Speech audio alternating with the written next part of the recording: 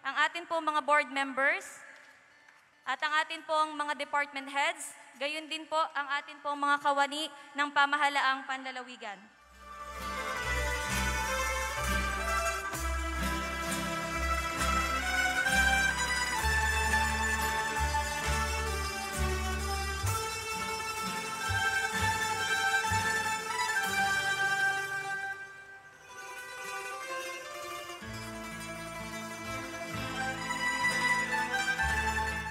Alam nyo na yan nung nag-COVID, strictly, we adhere to those precautionary measures sa house, hugas tayo ng hugas ng kamay, alcohol tayo ng alcohol.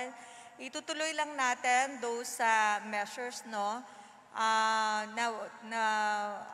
Maging conscious tayo, no? So may mga sipon, pagka yung proper disposal of the tissues, pag humahatching kayo, umuubo, avoid using your hands, covering your mouth, use the tissue as much as possible. Kung walang tissue, you use the sleeves ng inyo pong mga damit, no? So, ituro nyo po yon sa inyong bahay, sa mga bata, sa inyong tahanan, mga kasama sa tahanan, no? So, I think that's all.